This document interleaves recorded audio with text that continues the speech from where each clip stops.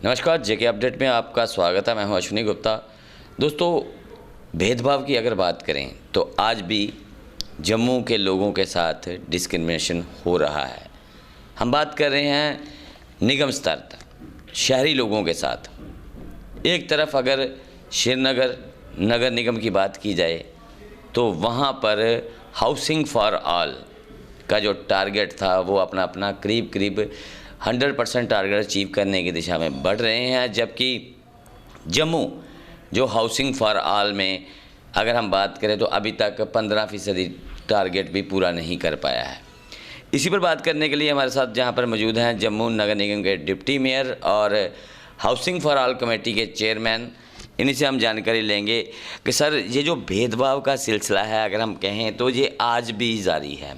भले ही आज जम्मू कश्मीर यूटी बन चुका है, हमारे पास जो आंकड़े हैं उसमें करीब 20,000 लोगों ने श्रीनगर नगर निगम के पास हाउसिंग फॉर ऑल में अपनी एप्लीकेशन लगाई जो कि मंजूर हुई, और उनमें से करीब 19,000 समथिंग जो हैं वो मकान लोगों के बन भी गए हैं।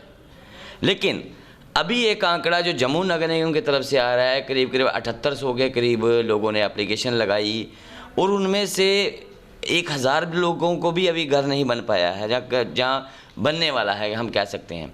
तो ऐसा क्यों है, इतनी स्लो क्यों है, दोनों निगमों में इतना अंतर क्यों है? सबसे पहले तो मैं आपको बताऊं कि जो जम्मू नगर निगम और कश्मीर नगर निगम में जो नरेंद्र भाई मोदी जी की एक बड़ी लोकप्रिय स्कीम थी हाउसिंग फॉर ऑल के 2022 तक हम किसी भी व्यक्ति को जो हाउसलेस है उसको मकान देना है, और उसके लिए फंड्स की कोई कमी नहीं थी।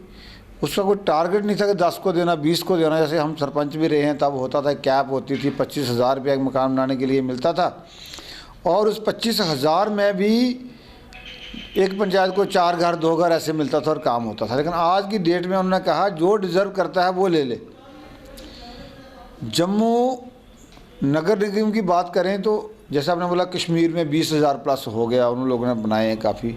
हमने हमारे कारपोरेटर्स काम कर रहे हैं, जो हमारा हाउसिंग डिपार्टमेंट है वो काम कर रहा है। जम्मू में 2-3 चीज़ें बड़ी हैं। एक तो बहुत सारी बस्तियां ऐसी हैं जिनका लैंड टाइटल क्लियर नहीं है। लोग कहते हैं कि जो गरीब लोग रहते हैं वो बस्तियों में रहते हैं। जैसे बाबा हमारा एरिया है और हमारे गाँव की और चीज़ें हैं, कोई स्टेट लैंड पर रह रहे हैं, कोई ऐसी बस्तियाँ हैं जिनके पास क्लियर रजिस्ट्री नहीं है और रेगुलराइज कॉलोनियाँ नहीं है। तो उसको जब वो अप्रोच करते हैं तो उन लोगों को उसका लैंड टाइटल क्लियर नहीं मिलता और उसके बाद उसको पैसे नहीं मिलते हैं। एक तो ये कारण रहा। दूसरा, ये पहली ऐसी लोकप्रिय इस देश में स्कीम होगी कि इसमें बीपीएल के बिना भी लोग ले सकते हैं। जिस आदमी की इनकम 25,000 से ऊपर है, कम है 25,000 तक की इनकम है, वो हर आदमी इस स्कीम के लिए अप्लाई कर सकता है। 1,66,666 रुपये सरकार देती है। अब लोग, जम्मू के लोगों से भी कहना चाहता हूँ कि जितना इंटरेस्ट लोगों में दिखना चाहिए था वो इंटरेस्ट भी नहीं दिखा। जो ले सकते थे वो भी लोग कम अप्रोच किया है। हम भी अपने वार्ड में सभी लोग कारपोरेटर कर रहे हैं। एक तो बात ये है। दूसरा, जो गरीब लोग ले हैं, जैसे आपने बोला कि 8,000 के करीब लोगों ने जहाँ पे सैंक्शन हुए हैं, उनमें भी दिक्कत आ रही है। दिक्कत ये आ रही है कि हम लोगों को कहते हैं कि आपको ये एक फाइनेंशियल असिस्टेंस है, मदद है, जो हम हाउस बनाने को देते हैं उसकी कीमत जो है वो लगभग 4,90,000 के करीब बनती है। 1,66,666 रुपये हम देते हैं। 2 लाख रुपये का उसको बैंक जो है वो इंटरेस्ट फ्री लोन देता है। तो उस हिसाब से 4 लाख और थोड़ा पैसा अपने से लगाए तो उसका मकान अच्छे तरीके से कंप्लीट हो जाता है। कहीं हमारी जागरूकता में भी कमी होगी, बट लोगों में भी उतना ज़्यादा इंटरेस्ट नहीं है जितना आना चाहिए। सरकार की तरफ से कोई प्रॉब्लम नहीं, कारपोरेशन की तरफ से प्रॉब्लम नहीं, एक ही प्रॉब्लम है जो लैंड टाइटल क्लियर नहीं है। इसी वजह से लोग हमारे जम्मू के जो वो ले नहीं पा रहे हैं।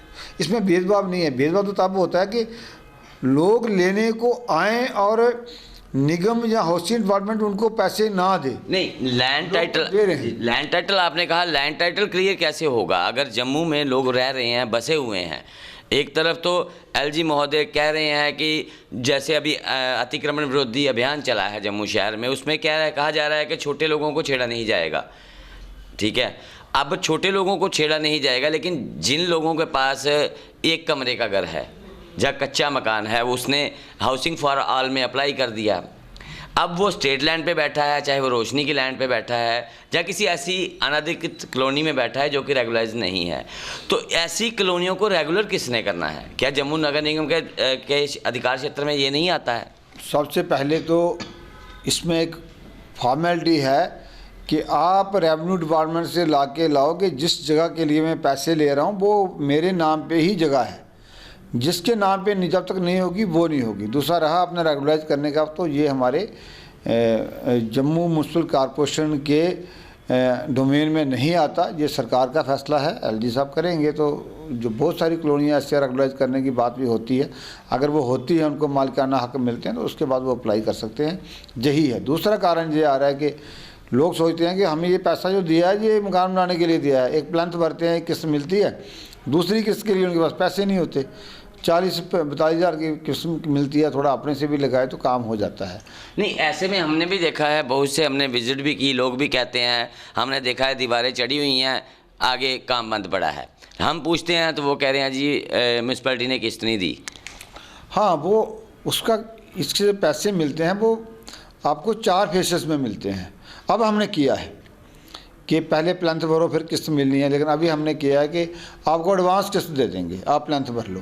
प्लांथ भरने के बाद फिर हम जब उसकी बाल जो होती हैं रूफ लेवल तक पहुंचती हैं तब हम उसको दूसरी किस्त दे देते हैं। जब वो स्लैब डाल देता है तो उसको तीसरी किस्त देते हैं। जब वो प्लस्तर करता है, उसको फिनिशिंग करता है तो चौथी किस्त देते हैं। बहुत सारे लोग काम शुरू करके बीच में फंस जाते हैं, बोलते हैं हमारे पास पैसे ही नहीं है, हमारे पास ही नहीं है हमारे पास, तो वो भी काम उनके बीच में फंसे हुए हैं, फिर अगली किस्त ढूंढते हैं। अब उसने प्लांथ भरा है, दीवारें दी नहीं। आपने बलदेव जी बीच में आपने कहा कि सरकार तो पैसा जो दे रही है 1,66,000 रुपया ये मदद कर रही है, इसके अलावा बैंक भी इंटरेस्ट फ्री 2 लाख तक का इनको लोन देता है। तो उस लोन को दिलाने में क्या जम्मू नगर निगम के कर्मचारी या कोई मदद करते हैं लोगों की? बिल्कुल, हमारे बैंकों के लोन देने की बात अगर हम बात करें तो हमने भी बहुत ही सच्चाई देखी है, हकीकत देखी है।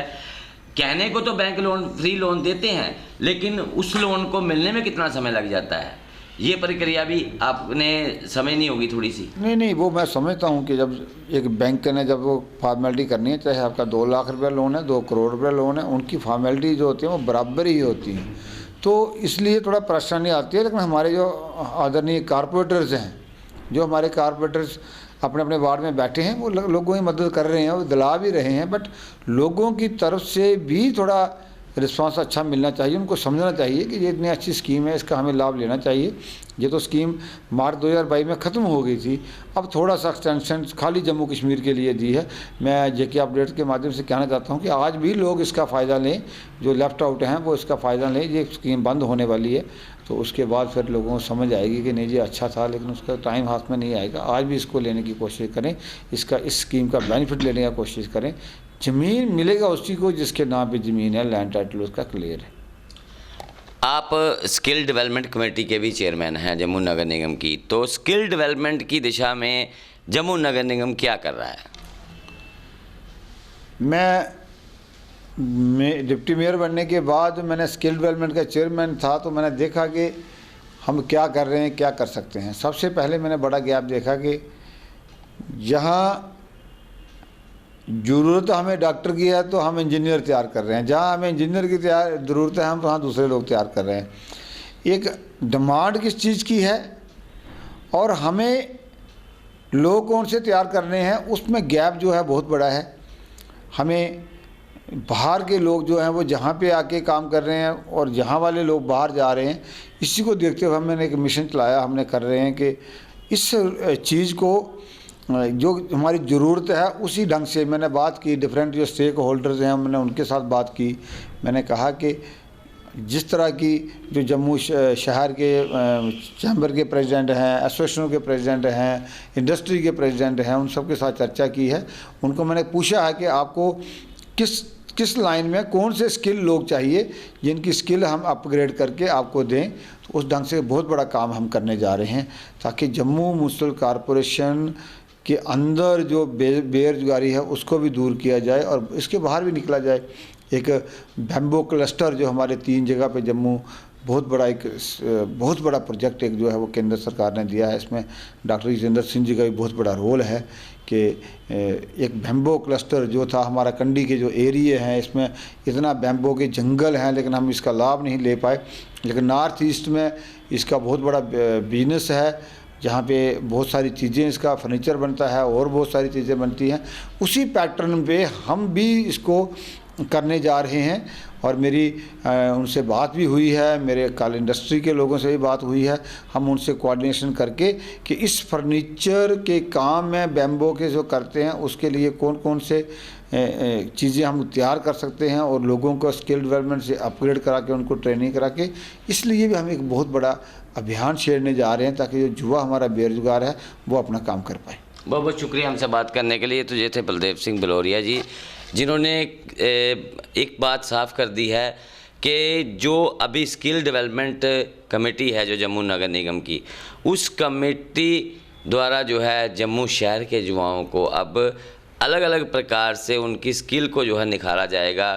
क्यों, जिस चीज़ की डिमांड है, जैसा कि इन्होंने कहा है कि आज अगर हमें डॉक्टर की ज़रूरत है तो हमें इंजीनियर नहीं चाहिए, हमें डॉक्टर ही चाहिए। उसी प्रकार के जिस क्षेत्र में भी रोज़गार के क्षेत्र में भी हम बात करें तो वहाँ पर जिस प्रकार के लोग चाहिए वैसे ही युवाओं को उनकी स्किल को जो है वो डेवलप किया जाएगा। तो मुझे अश्विनी गुप्ता को कैमरामैन शम्मी थापा के साथ दें इजाज़त। आप जुड़े रहें JK अपडेट के साथ।